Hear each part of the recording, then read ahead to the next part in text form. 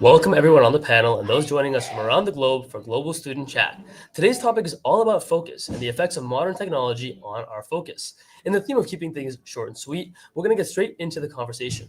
Let's start off with some quick intros. My name is Kabir Gupta and I'm from Ontario, Canada, and I go to Cardinal Carter Catholic High School. My name is Samantha Brown, and I also go to Cardinal Carter Catholic High School, and this is my second year on Global Student Chat. Hi, I'm Namya Joshi and I go to Satpal Middle School in India, and this is my third year at the Global Student Chat. Excited for today's talk. Hello, I am Yuhan Ali, studying at Credence High School in Dubai. I'm really excited for today's chat as well. We're Natalie and AJ, and we're from Wrangell, Alaska, and we go to the middle school. Hi, everyone. I'm Jadik Savi Jalpa. I am the CEO and founder of McKinsey's Adventures. We are a global education consulting company working with schools and educators across 6 continents, and I'm so excited to be here today. Thank you so much, everybody, for introducing yourself.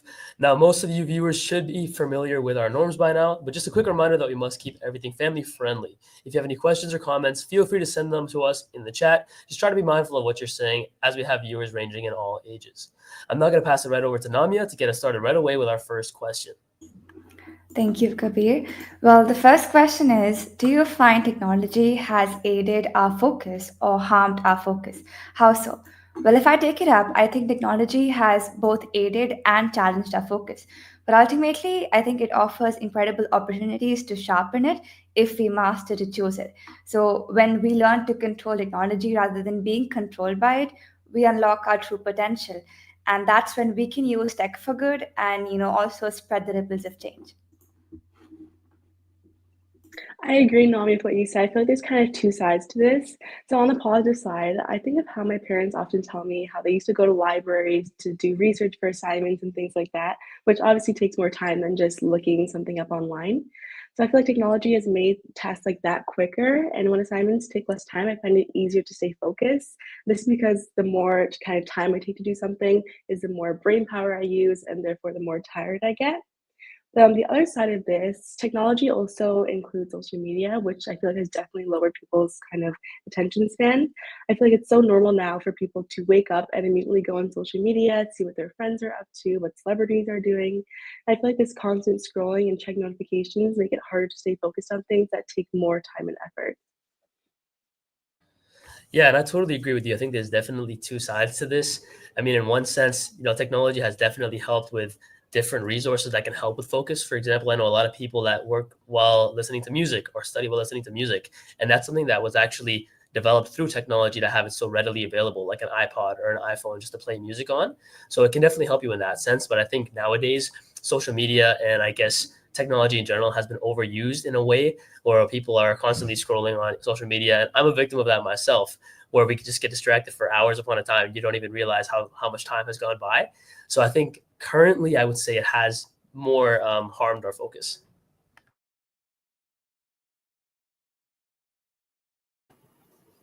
We definitely agree on that. We feel that it depends on what you really want to focus on.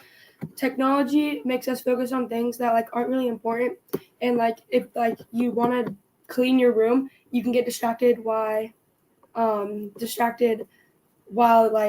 TikTok or something, and then get too caught up and then not do what you're supposed to do, like your homework and everything. I agree with everyone, but one thing that I would want you all to consider is how technology has been used by communities who are across the ocean, who are, don't even have access to technology and now are exposed to resources that maybe 20 years ago they haven't been exposed to. I am one of those people that wake up and I immediately go on social media and I scroll, but I am very aware that social media is responsible for me having my own global consulting company. I don't believe that 5 years ago I would be able to connect with remote schools in Morocco and in Nigeria the way that I am doing so today. So do you believe that technology can be used now to kind of close that resource gap, especially to those rural schools and communities around the world? And anyone can take up that question. Yeah, I think that's a great point. I mean, it absolutely has bridged the barriers between different countries and different people. But I think still going back to the idea of focus, I mean, the only way that I can relate to that is my personal experience of focus and seeing my friends and my inner circle dealing with technology, helping their focus. But I'm sure in different parts of the world, it's helping exactly like what you're saying. I agree. Just more on like a national level, I remember seeing it like on social media. Actually, it was like a kind of like an article about how this one person was like started a small business and it wasn't really doing that well, and they need something to get off their feet. So the person who owned that business, they posted a social media video on TikTok actually stating like, "Oh, I'm opening up this pizza shop. You know, it's here. I have great food." And then from that, he got thousands of viewers and followers, and from that their business kind of took off. So I feel like it is really beneficial when it comes to kind of networking. Indeed, these are some amazing ideas, and I think that's how, when it's used for rural areas as well, it can help for global connectedness, and it's going to help you to spread your voice as well. And again, it's like using technology not as a distraction, but as an ally, like a portal to knowledge, a canvas for creativity, and a reminder of what's truly important. So that takes us to the next question, that is, do you end up spending more time on technology than you had originally planned? After being plugged in for a long period of time, how are you able to focus on work? I'll go first. To answer your question, yes, I do spend a lot of time on technology, more than I originally planned. But I think that's because it's designed to keep us hooked. When I've been plugged in for too long, I think the key isn't to force yourself to focus. It's more about resetting yourself, resetting your mind.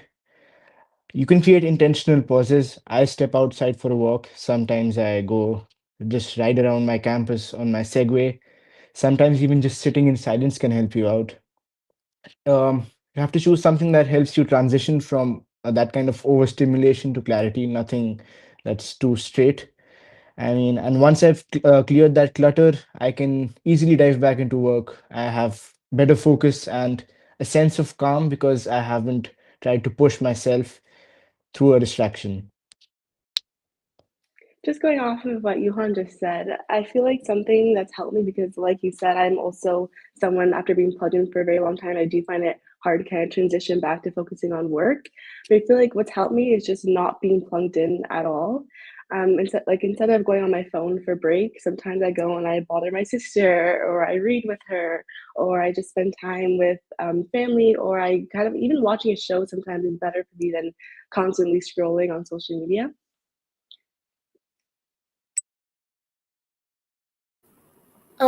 I completely relate to that. I am, except for it's really hard for me to not be on my phone because I have apps like Snapchat and TikTok that are constantly giving me notifications that just like hook my attention.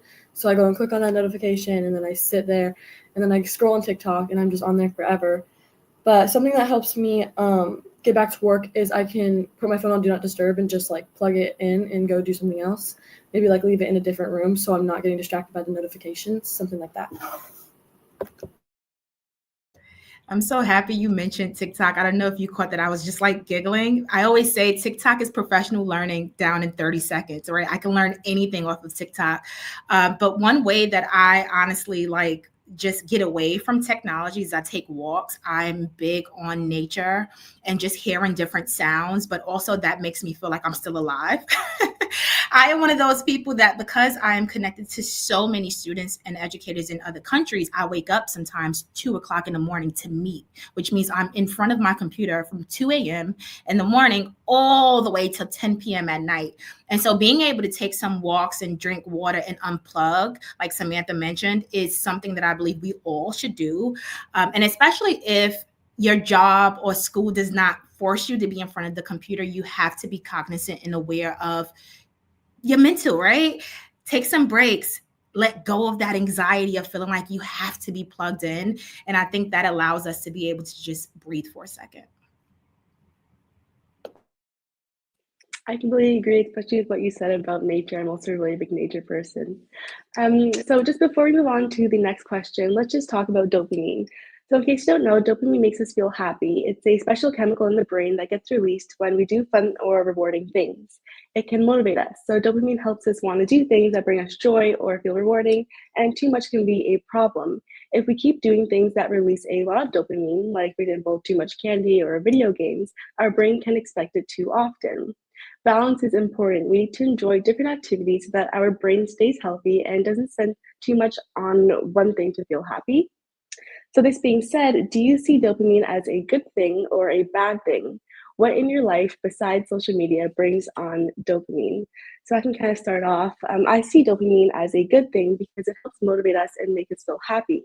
But too much of it from things like, as I just said, social media can be bad because our brains start expecting it all the time. Other things that give me dopamine, as I mentioned, is nature, playing basketball, spending time with friends and family, and listening to music. And these activities make me feel good, but in a more balanced way compared to being on technology or social media. These are some great ideas, Samantha. I think dopamine itself isn't good or bad. It's just a natural chemical that is driving motivation and reward. It can help us pursue meaningful goals and reinforce good behaviors. However, it can also lead to addiction as well. It could be like excessive social media or distraction. So the key, I think, is balance, being mindful of how we use dopamine triggering activities. We can, that can help us to harness its power for growth and fulfillment. And again, we can turn it as a tool for achieving long-term success and purpose as well. Like you said, I also, engage for playing basketball, exercising, and working on my projects, and fulfilling them gives me, a sort of dopamine. Yeah, and I totally agree with you, Namia, on the idea that you can't really comment whether it's a good or bad thing because it's kind of a part of life. And without dopamine, we won't really be able to feel joy. And obviously, I want to feel joy in my life, so I can't say that that's a bad thing. But I can agree with you on the fact that it can be addicting. For example, if you think about something even as addiction, like drug use, right? That brings you a lot of dopamine or certain chemicals that make you feel a certain way.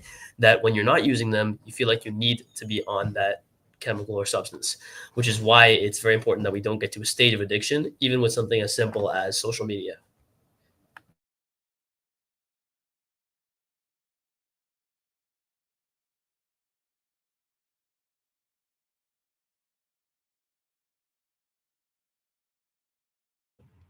Silence. I was like, let me unmute now.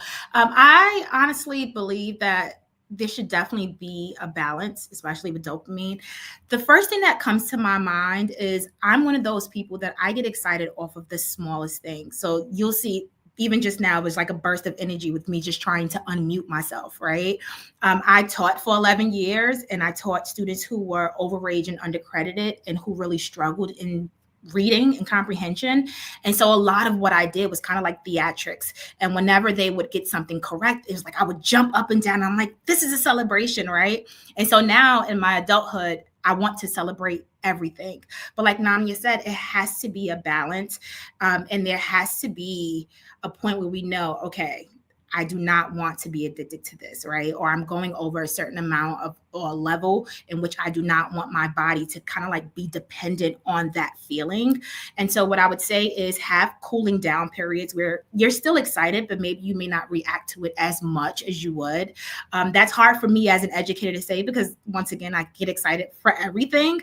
But understanding that there has to be a balance in anything that we do in life, especially, us going on social media and being on TikTok, or even when we drink too much of a substance like water or sugar, like soda. And I have to be very cognizant of that. And I even say the same thing to my 3-year-old who loves being on her iPad. And so what I do is I kind of like change her subscriptions because now she knows to click on the red button on YouTube. And I change them that way. It's constantly changing. And at a point, she gets bored and she just throws the iPad. But learning to balance those things out and saying yes to certain things and maybe not today to other things. Absolutely. Thank you so much, Elisa. And that's again the importance of balance. And it's not something that you find, it's something that you create yourself. And that takes us to our next question, which is, do you feel that the benefits of social media outweigh the disadvantages? Well, I think social media, like any tool, holds immense potential depending on how we use it. There are benefits like global connectivity, knowledge sharing, and the ability to amplify our voices, but also disadvantages such as fake information, risk of losing focus. So the true, I think, power of social media lies in the conscious usage. So if we use it with proper intention, like seeking inspiration, giving inspiration, sharing knowledge, and connecting meaningfully, it can become a great platform for growth and inspiration and not distraction. So again, we can turn social media into a force that enriches our lives, fuels our passion, and again, it's going to inspire more people around us. I agree with you, Namia. I think it's a double-edged sword. It connects people and gives a platform to voices that might not be heard otherwise, like this very platform right here. And I mean, on the other hand, it also thrives on outrages, distractions, and shallow kind of interactions. So right now, the benefits are nowhere close to the disadvantages, but over time, if we shift the purpose of our usage, it could easily do so. Right now, it's not really viable for the benefits to, what do you say, outweigh the disadvantages, because people don't, I don't think they really don't want to switch to using it for meaningful purposes. Like you can see a few platforms, I won't name any, but they're infamous for the banter going on and the controversies going on.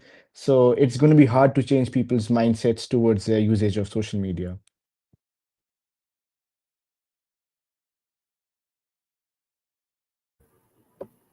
Um, I, I think the benefits and disadvantages of social media are kind of like balancing with each other. I think there's a lot of things you can learn from social media, like how to do things, or like maybe learn about new places. Like you can search anything on any social media platform and you'll find it. But I think social media is also used to like promote bad things or to demonstrate like bad behaviors, and even to like it can be used for bullying. Like it has a lot of things that could definitely be fixed. And there's people who like, I don't know, like you can like steal people's like accounts and stuff. Yeah, and I actually want to respond to what Yuhan had to say. So I think that he mentioned that the disadvantages outweigh the advantages, but I actually disagree with that. I think that social media, although it can have a lot of negatives to it, and cyberbullying and misinformation, there's so many different negatives. There's also a whole range of positives that we don't even experience. For example, like Jarisa was saying in the beginning, certain countries that do not have access to certain things, they have been given awareness through social media platforms and through their advocates who use social media. People are able to connect across the world through social media. You learn so many things through social media. I get a lot of my motivation through social media because I do a lot of fitness and weightlifting, and a lot of people that inspire me have social media accounts. So I think that in the bigger picture, social media actually has a lot more benefits than disadvantages. And I totally agree. I just think that folks have to learn how to use social media. And so when we bring back that digital citizenship piece of, hey, these are the things you should post, these are the things you should not post, and perhaps keep it to yourself, especially with certain thoughts that are negative, right? And so we're at an age right now where they're calling it the fourth industrial revolution, where everything is highly dependent on artificial intelligence. And we know whenever there's like this explosion of a new idea, you also have the widening of resource gaps where, yes, although some communities are gaining access to new technology and knowledge because of social media, you have some that are now being kind of like presented across the media as this is the community I shouldn't really go into or want to help. And so one thing that I would love for you all to think about, and anyone can take this on, is how do we provide this kind of like map or this catalog for folks to understand the importance of digital citizenship when being on social media?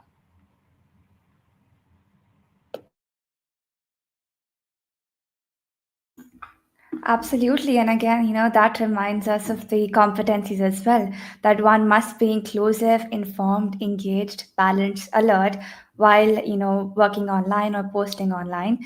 And again, we can become the impactor who spreads the ripples of change ahead and shares knowledge with other people. And that takes us to our last question for the day. That is, what are some of the best ways you have found to capture someone's attention? Yeah, I can start this one off. I think a really good way to get somebody's attention, or at least to get my attention, is to have a genuinely passionate conversation that I know that you're passionate about, because you're not using another resource to tell me about it. So if you're looking at your phone and reading off something, or if you're looking at facts online, I won't be as interested in what you're having to say, rather than if you're really talking to me about something that you care about and you can give firsthand personal experience about the situation. So let's say I'm talking about a sport that I'm really interested in. If I'm talking about players and games that I've been to and reasons why I like it, somebody else, I would expect them to pay more attention to me, knowing that I actually care about it as well.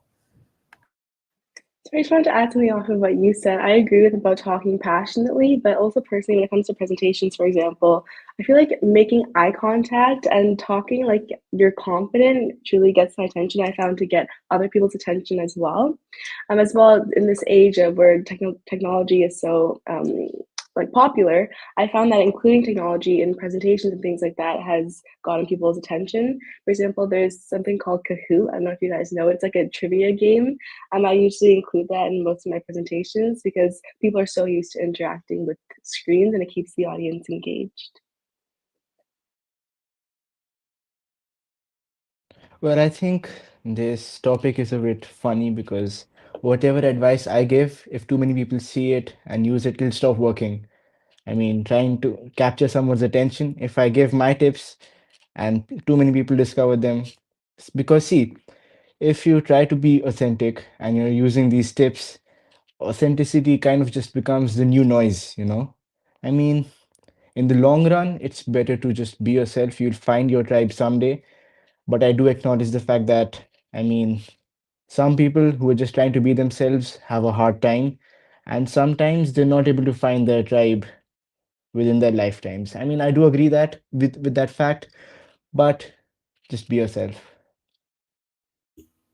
Absolutely, these are some amazing thoughts. And I think about me, I would agree with all of these thoughts that I've given here, and I think all of us somewhat and try to include that in our way of catching attention or inspiring people. I think one way that I am able to do that, and I feel one should do as well, is by sharing something that motivates or uplifts people around them. It could be like any form of inspiration that can hold attention and foster connection. And I really like the example that Samantha talked about Kahoot. I think visuals and simplicity, like, using game based elements or using visual modes of teaching and learning can grab our attention because our human mind is shaped in a way that it loves to, see when it learns. So I think that's a good way to grab attention of people while learning in the classroom or when you want to, create your own presentations as well. And again, I think storytelling in a way also is a good way of grabbing someone's attention, that if you want to share your own personal experience and even at the same time you can get some experiences from the other side as well, so that helps to get more emotions evoked, and again you get to interact with people more and collaborate more. Thank you for sharing, Namia and Samantha. I'm a big fan of show me how it's done. Because we have so much access to the internet, everyone is an expert in so many different topics, right? And my pushback is always, so how did you do it? And so what I would say is, if you want to capture someone's attention, create a 30-second video just showing them how to do it. And I promise you, you'll get that person's attention. A lot of what I've done now and how successful I am is because I showed folks on social media, hey, this is how I do it. And this is how it's working with my students. And you can try it as well. And so what I would say is, if there's something that you're passionate about and you don't have time to do this like 12 slides of slide decks on PowerPoint or Google Slide, create that 30-second video and you'll totally grab someone's attention that needed to see that specific video. Absolutely. It's just like your story is your power. Tell it with passion, inspire people with purpose, and you'll be, able to see how you capture the world's attention. And again, it's like 30 seconds and you can do that. Absolutely. Right. So thank you everyone for joining us today. Special thanks to our guest expert. And as mentioned before, we tried to keep today's talk short and to the point. Please let us know if you enjoyed this format. Remember to keep the conversation going by answering our slow chat for the rest of the month. Be sure to use the hashtag Global Student Chat hashtag so our team can interact with you.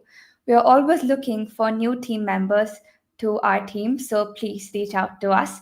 Please follow us and connect with us on our social media at the Global Student Chat on all platforms. All of our live chats are available on our YouTube channel. Thanks again for joining us, and we hope to see you next month on January 14th, 1 p.m. EST, and our topic is A Healthy New Year. Thank you. Thank you. Thank you, guys.